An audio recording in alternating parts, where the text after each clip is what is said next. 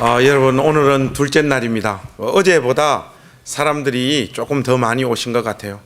이유는 제가 어제 설교를 잘한 것 같아요. 맞습니까? 예. 막 갖다 붙이면 정답이더라고요.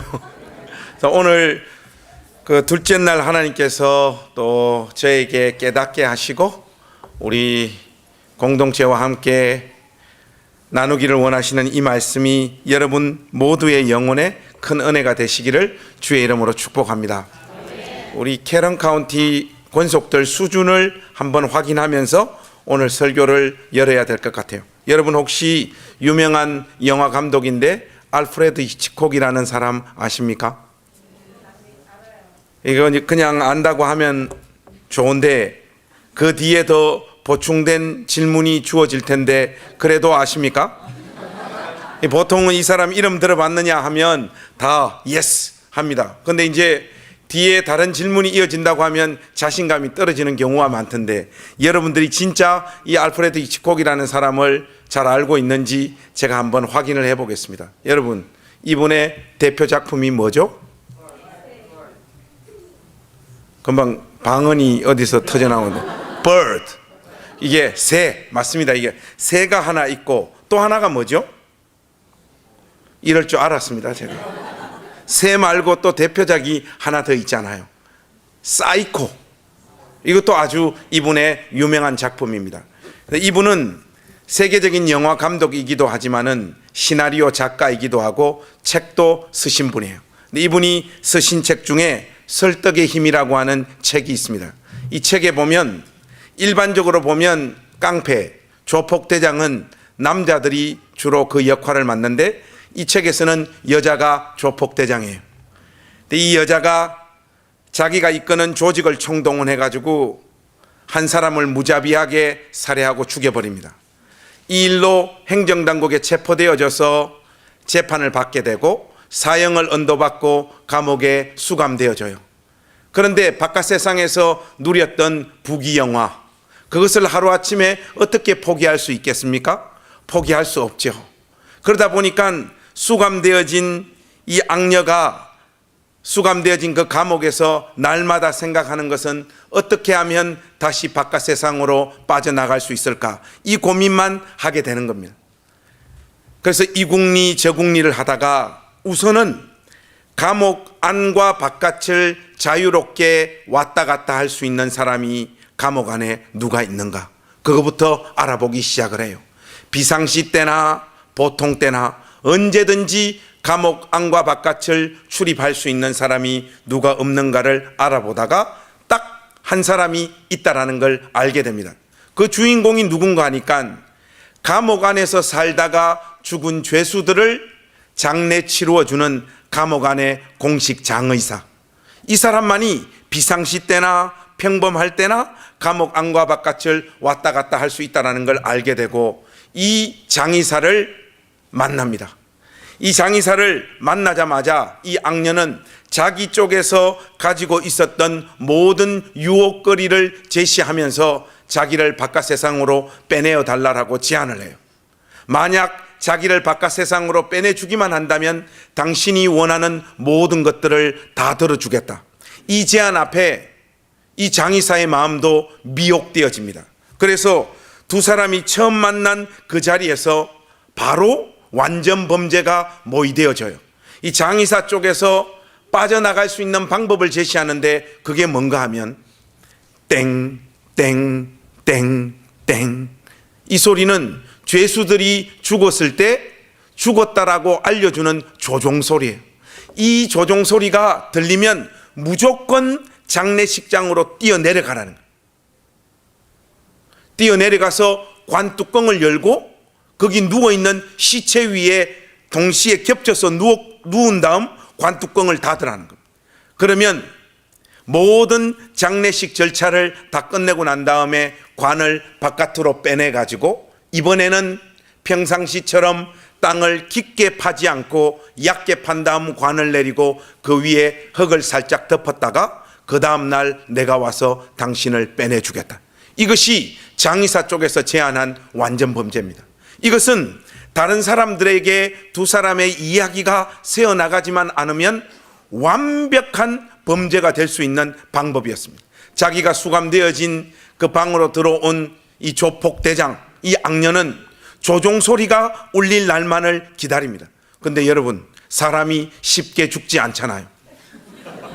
한 달이 가고 두 달이 가고 세 달이 가고 네 달이 가는 어느 날 실제로 땡땡땡땡 조종 소리가 울립니다. 이 악녀의 심장이 뛰기 시작을 하는 거죠. 드디어 조종이 울린다. 자기의 마음을 진정시키고 이 악녀는 장의사가 일러준 방법 그대로 장례식장으로 무조건 뛰쳐내려갑니다. 뛰쳐내려가면서 혹시나 관 안에서의 그 어두움의 시간, 그 공포의 시간을 견디는데 혹시나 도움이 될까 싶어서 성냥 한 광만을 호주머니에 집어넣고 장례식장으로 뛰쳐내려가 장의사가 일러준 그대로 관뚜껑을 열고 시체 위에 눕고 관뚜껑을 닫고 기다립니다. 조금 있으니까 실질적으로 장례식이 거행되어지고 이 악녀는 관 안에서 장례식이 집행되어지는 모든 소리들을 다 듣게 되어집니다.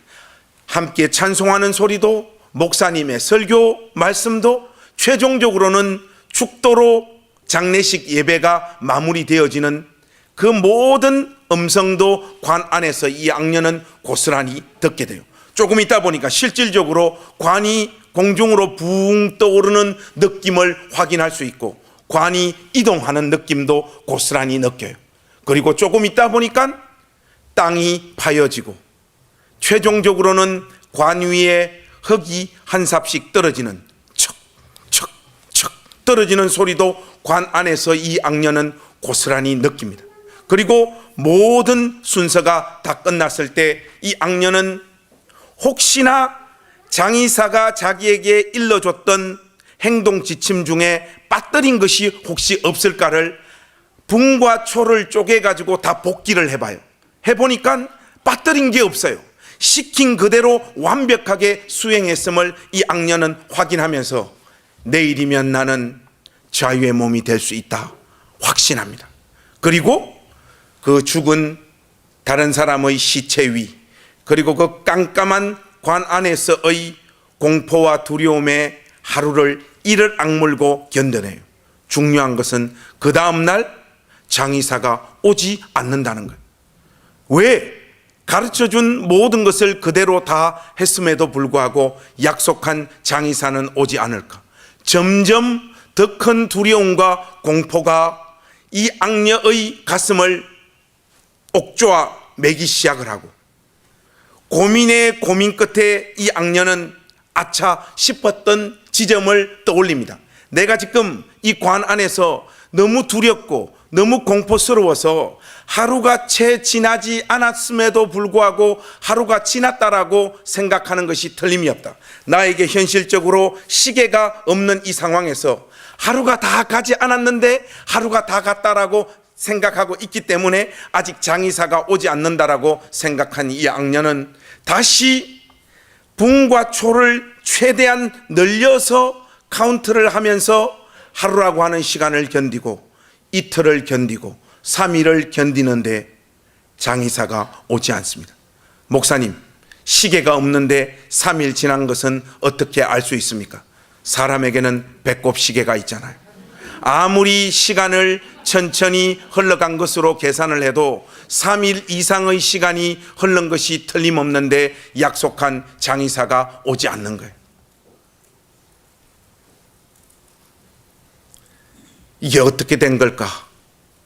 그 공포와 두려움이 얼마나 더 커져 갔겠습니까? 그 와중에 문득 이 관 안에 들어올 때 혹시나 하면서 준비했던 성냥이 자기 호주머니에 있다라는 것을 이 악녀가 문득 깨닫게 되어지죠. 그래서 호주머니에서 성냥을 꺼내서 불을 붙입니다. 그리고 자기가 지금 맞이하고 있는 이 현실이 꿈인지 생시인지 그거부터 확인을 해요. 불을 붙여서 관 위를 비추어 보고 이 불빛을 자기 얼굴에 당겨서 붙여 봤을 때 이건 명백한 현실이고 꿈이 아니라는 것을 확인하게 됩니다. 첫 번째 성냥불이 그렇게 꺼지고 다시 또 성냥불에 불을 붙여가지고 여기에 불도 비추어보고 저기도 비추어보다가 최종적으로는 자기 밑에 누워있는 시체의 얼굴에도 불빛을 갖다 댑니다. 거기에 장의사가 누워있어요. 이제 이 악녀는 자기 힘으로 바깥 세상으로 나갈 수 있는 모든 수단과 방법이 원천적으로 차단되어진, 영원히 저주받은 인생이 되어버렸습니다. 시간의 흐름상 그 안에서 고스란히 죽어야 되는 운명의 소유자가 되어버린 거죠. 여러분, 제가 금방 여러분들에게 말씀드린 이 장면은 여러분이나 제가 우리 구주 예수 그리스도를 알지 못했을 때의 우리의 영적 상태를 묘사하고 있는 장면입니다. 우리는 허무하게 살다가 우리 각자들의 욕망과 소원을 쫓아서 열심히 인생을 살다가 영원히 심판받는 자리에 설 수밖에 없는 자들이었습니다. 영원히 심판받아야 되는 것이 저와 여러분들의 궁극적인 운명이었어요. 그런데 하나님께서 저와 여러분들의 영혼에 은혜를 베풀어 주셨습니다. 우리의 어두운 눈을 열어주셔서 십자가 지신 그분이 우리의 주님이시며 우리의 구주이심을 우리로 하여금 믿게 하신 그 은혜를 우리 가운데 허락해 주신 줄로 믿습니다. 우리가 예수를 믿은 이 현실은 우리의 눈치 빠름이라든지 우리의 어떤 촉이라든지 이런 것들로 인해서 예수님을 우리의 주님으로 믿었던 것이 아니라 하나님 쪽에서의 선행하시는 은혜를 우리 영혼에 부어주셨기 때문에 우리의 눈이 열리고 비로소 그 지점에서 예수님이 우리의 주님이시며 구주이심을 우리가 믿게 되어진 줄로 믿습니다. 그러므로 이 고백을 토하고 있는 모든 그리스도 예수 안에 있는 참된 신자들은 자기 믿음을 자랑할 수 없습니다. 일방적으로 하나님께서 저와 여러분들 가운데 베풀어 주신 은혜이기 때문에 그래요. 그런데 여러분, 모든 교회 다니는 사람들이 이 은혜가 자기의 심령 안에 넘치고 있다라고 고백을 하는데, 그러나 주님의 몸된 교회의 현실을 이렇게 들여다보면 이 은혜의 자리에 서지 못한 자들도 많이 있습니다. 좀 더 과격하고 무섭게 이야기를 하자면 교회 안에서 한평생 예수님을 믿었다라고 착각하면서 살다가 죽은 다음 눈을 떴는데 발이 뜨거운 현실에 내몰릴 사람들이 많이 있단 말이죠. 그러면 누가 참된 신자이냐? 여러분, 이것은 여러분을 목양하는 목사님들도 정확하게는 알 수 없는 것이고, 이것과 관련해서 가장 정확한 자기의 믿음의 상태를 진단해 볼 수 있는 사람은 자기 자신입니다. 그래서 사도 바울이 고린도 후서에서 네가 믿음 안에 있는 사람인지 너 자신을 시험해보라, 그렇게 말하고 있지 않습니까? 미국 왔으니까 영어로 하자면 네가 믿음 안에 있는 사람인지 너 자신을 테스트해보라, 그렇게 이야기하고 있습니다. 미국 오니까 자꾸 이렇게 영어가 나와요. 여러분들이 참된 믿음 안에 거하고 있는 자들인지 여러분 스스로를 테스트해 보십시오. 내 과연 진실로 주님을 만난 자인가 아닌가 본인이 압니다. 본인이 어느 정도 안단 말이죠. 근데 여러분 안에 있는 그 믿음의 고백, 그리고 믿음이 참된 것인가를 확인하는 가장 결정적인 바로미터가 뭐냐? 저는 이거라고 확신해요. 하나님 앞에서 자기의 육체의 남은 때, 육체의 남은 시간을 어떻게 살아야 될 것인가 하는 진지한 고민이 있는가 없는가, 저는 이것으로 그 사람의 회심의 상태를 보통 확인하고 합니다. 여러분 스스로에게 한번 물어보십시오. 여러분의 육체의 남은 시간을 하나님 앞에서 어떻게 살아야 될 것인가에 대한 진지한 고민이 여러분들 가운데 있는지 없는지 여러분 영혼을 향하여 한번 물어보시라고. 이 고민이 있는 자들은 그리스도 예수 안에서 거듭난 하나님의 백성이라고 저는 확신합니다. 그의 믿음의 모습들이 미진하고 부족하고 한계 가운데 있다고 할지라도 하나님 앞에서 내가 나의 육체의 남은 시간을 어떻게 살아야 될 것까? 이 고민이 있는 자의 마음에는 참된 믿음이 있다라고 저는 확신을 해요. 그러면 여러분, 우리가 우리의 육체의 남은 시간을 하나님 앞에서 어떻게 살아야 될까요?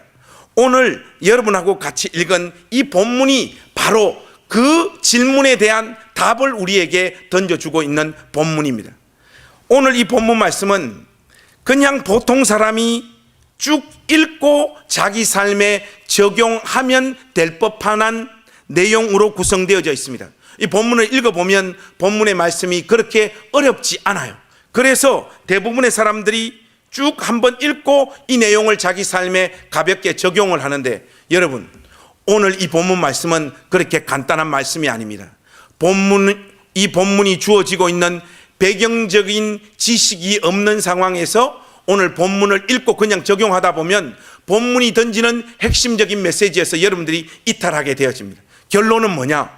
1절부터 우리가 5절 말씀을 살피기 전에 오늘 이 본문 말씀의 배경적인 지식을 손에 쥐고 본문으로 들어가야 된다는 것, 그것이 중요한데, 오늘 이 본문과 관련한 가장 중요한 배경적인 지식은 본문의 주인공인 다윗, 이 다윗이 지금 어디에 위치해 있는가, 그 부분이 가장 중요합니다. 여러분, 지금 다윗이 위치해 있는 동네 이름이 어디인가 하면 헤렛 수풀가라고 하는 곳입니다. 헤렛 수풀가. 여러분들 혹시 성경 읽으시다가 이 헤렛 수풀가라고 하는 지명을 확인해 보신 적이 있습니까? 이거 얼렁뚱땅 넘어갈 일이 아니니까 제가 한번 확인해 보겠습니다. 1번, 헤렛 수풀가는 명백하게 성경책에 나오는 지명이 맞다. 목사님, 저 성경 읽다가 헤렛 수풀가 성경에서 본 적 분명히 있습니다. 이게 1번. 2번, 목사님, 헤렛 수풀가는 성경에는 없습니다. 그러나 유다 땅에 실존하는 땅의 이름입니다. 성경책에는 없는 땅 이름입니다. 2번. 자, 여러분, 헤렛 수풀가는 성경책에 나오는 지명일까요? 아니면 2번, 유다 땅에 실존하는 땅 이름이긴 한데 성경책에는 안 나올까요? 나는 1번이라고 생각한다 하는 분 손 한번 들어보십시오. 성경책에 나온다. 거의 없으시네. 2번인 것 같다. 손 한번 들어보십시오. 이렇게 얍삽하게 하시면 안 됩니다. 자기 의견을 확실하게 표현해 주십시오. 이 성경책에는 안 나오는데 유다 땅에 실존하는 땅 이름인 것 같다 생각하시는 분 손 한번 들어보세요. 2번. 2번인 것 같다. 예, 좋습니다. 2번. 1번 같다. 성경책에 나오는 것 같다. 여러분, 뭐 이게 아무리 강조를 해도 잘 모르니까 안 드시는데, 여러분, 헤렛 수풀가는요 성경책에 나오는 땅 이름입니다. 나와요. 다윗이 지금 헤렛 수풀가에 와 있는데, 다윗이 이 헤렛 수풀가에 와 있는 배경이 있습니다. 그게 뭔가 하면, 여러분 잘 알다시피 다윗은 사울의 군대 장관이었죠. 그래서 전쟁에 나가는 족족 승리하고 돌아왔습니다. 그러다 보니까 백성들이 어떤 챈트를 불러 제치는가 하면, 사울은 천천히요, 다윗은 만만히로다. 이 노래를 부릅니다. 제가 작년 5월에 미국 얼바인 교회 부흥회 인도하러 갔을 때 여기 앉아있는 우리 전사님이 우리 교회 강단을 맡아서 한 주 설교를 했었거든요. 했었는데 그때 본문이 요 다윗과 사울과 관련된 이야기였어요. 우리 전사님이 설교 잘했는가 홈페이지 들어가서 설교를 열어보니까 우리 전사님이 성도들 보고 따라하라고 하더라고요. 저 이름은 김관성이고 우리 전사님 이름은 우성균인데, 관성은 천천히요, 성균은 만만히로다 하니까 속없는 인간들이 또 다 따라하고 자빠졌어요. 그 따라한 사람들 권사 투표에서 다 떨어졌다는 거 아닙니까?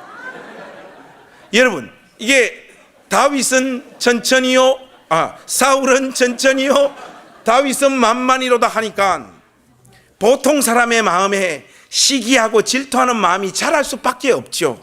거기다가 사울이 가지고 있었던 악신이 임하면 발생되어지는 정신병 비슷한 그 무엇, 이것이 두 개가 만나기 시작을 하면서 왕궁 안에 다윗이라고 하는 존재를 사울이 그냥 봐주지를 못합니다. 몇 차례에 걸쳐서 다윗을 죽이려고 하는데 하나님 은혜로 말미암아 그 죽음의 순간을 모면했던 이 다윗은 내가 더 이상은 이 왕궁 안에서 사울과 함께 살 수 없겠구나 판단을 내리고 다윗은 도망자의 신세가 되기로 마음을 먹죠. 그래서 그는 그를 따르는 군사들 참모들을 이끌고 왕궁을 떠나 유다 땅 여기저기로 도망다닙니다. 하루는 동굴로, 하루는 황무지로, 또 하루는 산으로 도망을 다니는데, 여러분, 유다 땅의 실질적인 영토의 크기는 우리 대한민국의 강원도 땅보다 더 작습니다. 이 말은 사울이 군사들을 2,000명, 3,000명 풀어가지고 다윗을 붙잡아 오라 이야기를 하면 재수가 좋으면 6개월 도망 다닐 수 있어요. 그냥 보통의 경우를 상정한다면 3달 안에는 반드시 붙잡힐 수밖에 없는 것이 다윗의 운명입니다. 그 땅이 좁기 때문에 더 이상 도망 다닐 곳이 없어요. 그 다윗도 여기저기로 도망을 다니다가 이 사실을 알게 되고 직감하게 되죠. 그때 다윗 쪽에서 고민 끝에 빼내 들었던 카드가 뭔가 하면 이방 땅으로 도망가야 되겠다. 거기에는 사울의 통치 영역이 미치는 곳이 아니기 때문에 여기로 도망가면 낯선 환경 속에서 살지는 몰라도 목숨만은 보존할 수 있을 것이다. 그렇게 판단을 하고 다윗이 도망갔던 곳이 어딘가 하면 모압 땅 미스베입니다.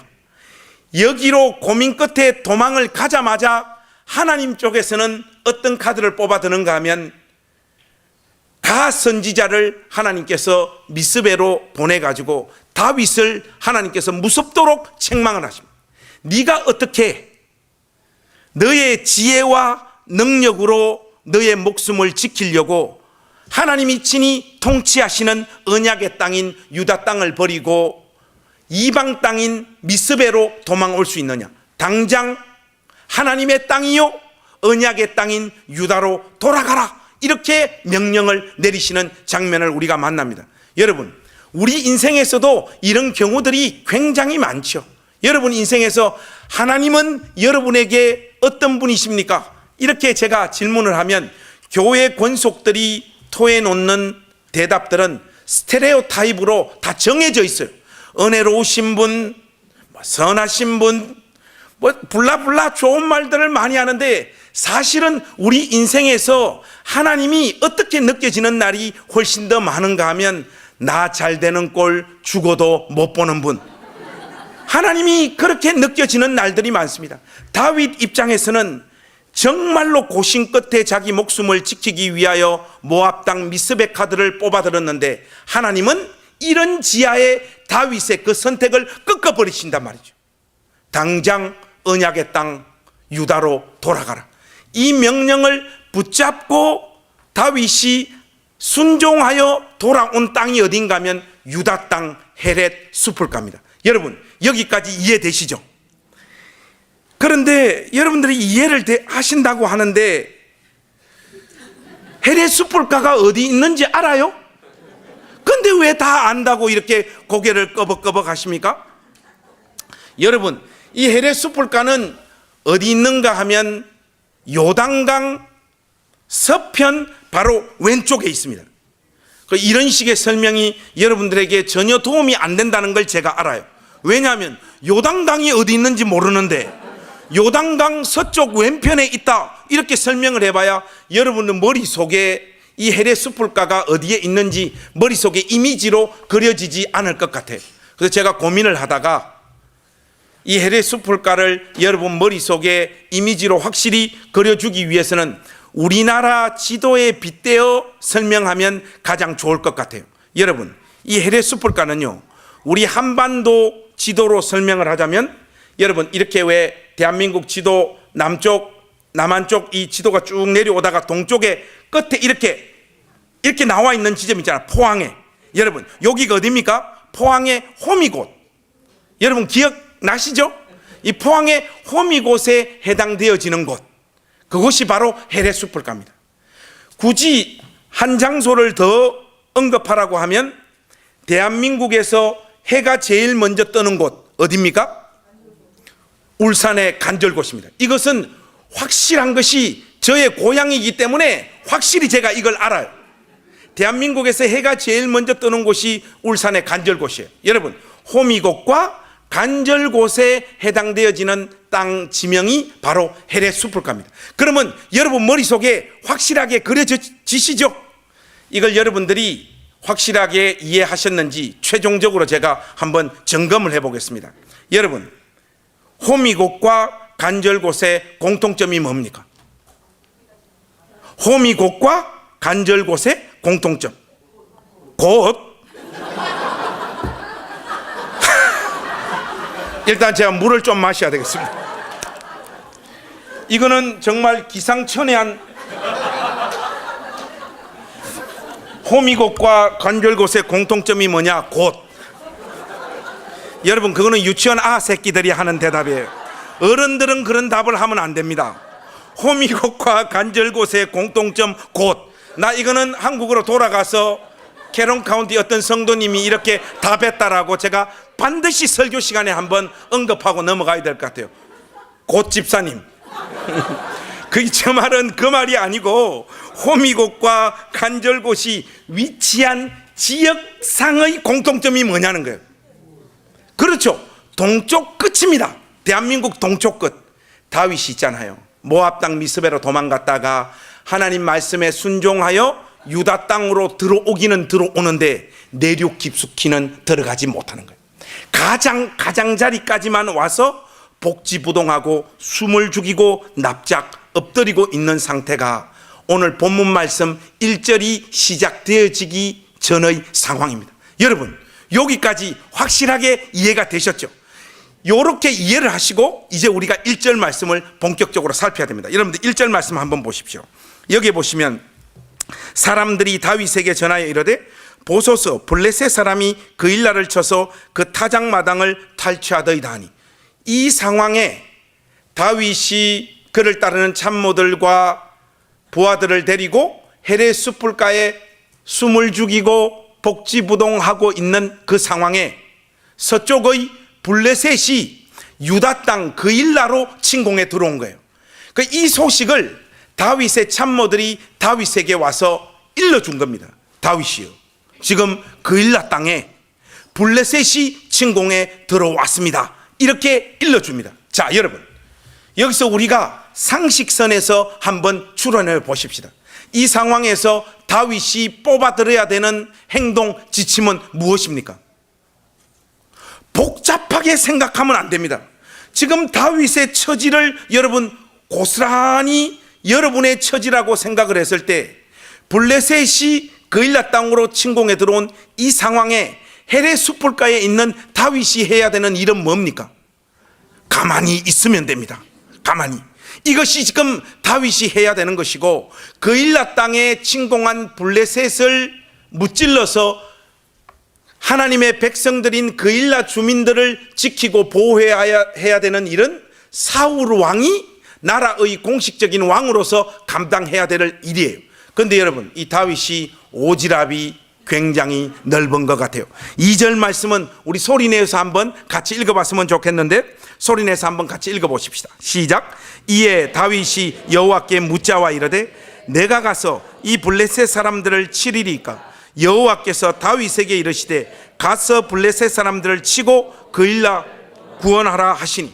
저는 이 2절을 읽으면서 하나님, 제가 지금 헤레스풀가에서 그일라 땅으로 올라가서 그일라 주민들 구원하러 올라갈까요? 라고 기도하는 다윗도 이해가 안 되고, 무엇보다도 다윗을 향하여 네가 군사들을 이끌고 그일라로 올라가라고 응답하시는 하나님도 이해가 안 돼요. 지금 다윗이 어떤 상황 가운데 있다라는 걸 그 누구보다 하나님 더 잘 아시면서 어떻게 다윗을로 하여금 그일라로 올라가라고 말씀할 수 있냐 말이죠. 어쨌든 다윗은 하나님 앞에 기도했고 하나님으로부터 받은 응답이기 때문에 모든 참모들과 군사를 모으고 이 사실을 통보하고 그일라로 올라가자, 그렇게 이야기를 합니다. 그때 여러분, 다윗의 참모들 쪽에서 보이는 반응이 3절 말씀인데, 어떤 의미에서는 오늘 말씀을 이해하는 데 있어서 가장 중요한 말씀이라고 할 수 있습니다. 여러분 3절 말씀 한번 보시겠습니까? 이것도 중요하니까 우리 소리내서 한번 읽었으면 좋겠어요. 시작. 다윗의 사람들이 그에게 이르되 보소서 우리가 유다에 있기도 두렵거든 하물며 그일라에 가서 블레셋 사람들의 군대를 치는 일이리까 한지라. 여러분, 이 참모들이 제정신 가지고 있는 사람인, 우리가 지금 유다 땅 헤레 숲불가에서 복지부동에서 숨죽이고 있기도 버거운 이 상황에 어떻게 우리가 그일라 땅까지 올라갈 수 있습니까? 이거 올라가면 안 됩니다 하고 참모들이 전부 다 뜯어 말리는 거예요. 여러분, 참모들이 뜯어 말리는 이유는 뭡니까? 그일라 땅이 어디에 위치해 있다라는 것을 참모들이 알고 있고, 그일라 땅으로 올라갔을 때 어떤 일이 벌어지게 될 거라는 것을 참모들이 훤히 꿰뚫어 보기 때문에 올라가면 안 된다라고 이야기를 하는 거예요. 여러분, 그일라 땅은요 어디 있는가 하면 헤브론에서 북서쪽으로 13km 떨어져 있는 지점에 있어요. 이런 식의 설명이 여러분들에게 전혀 도움이 안 된다는 거 제가 이미 알고 있어요. 그거 알고 제가 오늘 강단에 썼습니다. 여러분, 이 그일라 땅은요 우리나라 지도에 빗대어 설명을 하면요 대전이나 청주에 해당되어지는 땅이에요. 여러분, 간절곶과 호미곶에서 대전이나 청주로 간다는 것은 땅 끝에서 내륙 정중앙으로 뚫고 들어가는 겁니다. 참모들은 이 거리도 거리지만 이 거리를 뚫고 들어가는 도중에 지금 숨바꼭질 하러 가는 것이 아니고 깃발 들고 군가 부르고 전쟁하러 가는 거 아닙니까? 이 상황에 반드시 자기들의 위치가 사울 왕에게 발각되어질 수밖에 없다라는 것을 참모들이 꿰뚫어 보고 있는 거죠. 그래서 앞으로는 블레셋과 싸워야 되고 뒤로는 사울의 군대를 피하면서 그들과도 전쟁을 해야 되는, 쉽게 말해서 이 가운데 완전 끼어버리는, 이걸 어떻게 설명해야 될까요? 미국 오니까 인앤아웃 버거가 있던데 이거 완전 햄버거 상황으로 지금 내몰린다는 거예요. 햄버거의 패드 상황인 거예요. 앞과 뒤에서 완전 끼어버리는 이 상황이 연출될 것이 뻔한데 어떻게 우리가 그일라 땅에 갈 수 있습니까? 하고 참모들이 이야기하는 거예요. 이것은 누가 들어도 상식적이고 합리적이고 올바른 이야기예요. 그 다윗은 하나님 앞에 기도하여 받은 응답이지만 참모들의 이 이야기가 너무나 합리적인 제안이기 때문에 자기가 받은 이 응답도 흔들릴 수밖에 없었던 것 같습니다. 그래서 다윗은 하나님으로부터 받은 그 응답을 가지고 마음이 흔들린 상황에서 다시 한번 하나님 앞에 이 기도를 쏟아놓는 것을 우리가 볼 수 있는데 4절 말씀은 제가 한번 읽을게요. 여러분 눈으로 한번 따라오십시오. 다윗이 여호와께 어떻게 했다고요? 다시 묻자온대 여호와께서 대답하여 이르시되 일어나 그일라로 내려가라. 내가 블레셋 사람들을 내 손에 넘기리라 하신지라. 이 두 번째 하나님 앞에 다시 묻는데 하나님께서 다시 가라고 응답을 하십니다. 제가 이 4절 말씀 보니까 이 다윗은 IQ가 높았던 친구는 아니었던 것 같아요. 왜냐하면 만약에 제가 다윗이라면 저는 이번에 두 번째 들어갈 때는 이 기도 안 했을 것 같아요. 지금은 어떤 기도를 해야 되는가 하면, 하나님, 저희들이 그일라 땅으로 올라가게 되면 하나님 사울의 손에서도 우리를 지켜주실 것을 약속해 주실 수 있습니까? 저 같으면 이 기도하고 이 응답을 받고서야 그일라 땅으로 갔을 것 같아요. 근데 이 돌대가리가 이게 아까 받았던 응답을 똑같이 하나님 올라가야 됩니까? 하니까 하나님이 올라가라 했잖아. 아까 했던 응답을 다시 한번 분명하게 하나님은 응답을 하십니다. 이 다윗은 참모들이 아무리 합리적인 제안들을 하면서 뜯어 말리지만은 하나님께서 두 번이나 똑같이 응답한 사실 앞에 안 갈 수가 없습니다. 그래서 모든 참모들 군사들을 이끌고 그일라 땅으로 올라갑니다. 올라가고 난 다음 최종적인 결과를 5절 말씀이 이렇게 소개하고 있어요. 다윗과 그의 사람들이 그일라로 가서 그 뒤로부터는 우리 같이 한번 읽어보겠습니다. 시작. 블레셋 사람들과 가축을 끌어오니라. 다윗이 이와 같이 그일라 주민을 구원하니라. 여러분 이걸 영어로 한 문장 구사하자면 아메리카잖아요. 여기가 이 5절 말씀 여러분 한번 보십시오. 이걸 영어로 이야기를 하자면 해피엔딩. 이게 해피엔딩입니다. 여러분 그렇죠? 그 보통 이런 식의 내용들을 가지고 큐티를 하고 이 쉐어링을 하면 남자 성도님들보다 여자 성도님들이 어떤 적용을 이런 본문 말씀을 가지고 잘 하는가 하면 이런 적용을 많이 해요. 나의 뜻을 꺾고 주의 말씀에 순종하였더니 내가 미처 예상하지도 못한 놀라운 승리와 은혜로 하나님이 내 삶 가운데 은혜를 베풀어 주셨어요. 그렇게 실질적으로 적용해서 인생을 조진 사람들이 참 많습니다. 여러분, 우리의 삶의 현실과 성경에 등장하고 있는 이 내러티브는 그렇게 말랑말랑한 이야기로 채워져 있지 않습니다. 여러분, 다윗이요, 하나님 말씀에 순종하여 올라간 이 거일라 행, 이 거일라 행으로 말미암아 어떤 현실을 만나게 되는가 하면요, 다윗 자기의 삶과 인생에서 가장 고통스러운 현실을 만나기 시작합니다. 자기 인생의 가장 깜깜하고 어둡고 막막한 현실로 내몰려요. 여러분, 실질적으로 7절 말씀 2절만 내려오시면 거기 한번 여러분 성경을 열어서 한번 보십시오. 여기 보면 저는 이 7절 말씀을 볼 때 맨 처음 다윗의 신앙 고백인 줄 알았어요. 왜냐하면 너무나 아름다운 신앙 고백이기 때문에. 그런데 7절 말씀을 정신 차려 읽어보니까 다윗의 신앙 고백이 아니라 사울의 신앙 고백입니다. 여러분, 7절 말씀에 어떻게 되어 있는가 하면 다윗이 그일라에 온 것을 어떤 사람이 사울에게 알림해 사울이 이르되 하나님이 그를 내 손에 넘기셨도다. 그가 문과 문빗장이 있는 성읍에 들어갔으니 갇혔도다. 여러분, 지금 사울이 하나님 앞에 어떻게 고백하고 있습니까? 드디어 철천지 원수 저 다윗이 문과 문빗장이 있는 성읍에 들어와서 갇혀서 내가 저를 죽일 수 있는 결정적인 기회를 하나님께서 나에게 허락하고 계시다, 이렇게 고백하고 있어요. 여러분, 그일라 땅 올라가게 되면 이런 고통스러운 현실이 기다리고 있다라고 이미 누가 다윗에게 말을 했습니까? 그의 참모들이 이야기했던 그 현실이 고스란히 다윗에게 임하고 있는 모습을 봐요. 다윗은 7절 이후로 실질적으로 하루는 황무지로, 하루는 산으로, 하루는 동굴로 매일매일을 죽음의 공포에 시달리면서 도망다니는 도망자가 됩니다. 그것도 이제 이방 땅으로는 도망 다닐 수 없고 하나님께서 친히 통치하신다라고 하는 유다 땅, 이 언약의 땅 유다 땅 안에서만 도망을 다니는, 그러면서 아침에 눈을 떴을 때 다윗이 가지는 그의 의식을 찾아오는 첫 번째 생각이 무엇입니까?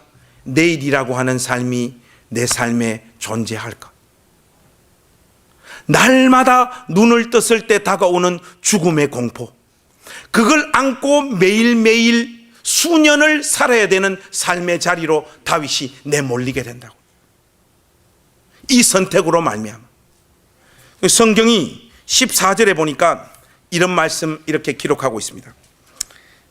이 말씀이 중요하니까 우리가 한 목소리로 한번 같이 읽어봤으면 좋겠는데, 14절 말씀 우리 한번 여러분 성경 여셔서 한번 같이 읽어보겠습니다. 시작. 다윗이 광야의 요새에도 있었고 또 십광야 산골에도 머물렀으므로 사울이 매일 찾되 하나님이 그를 그의 손에 넘기지 아니하시니라.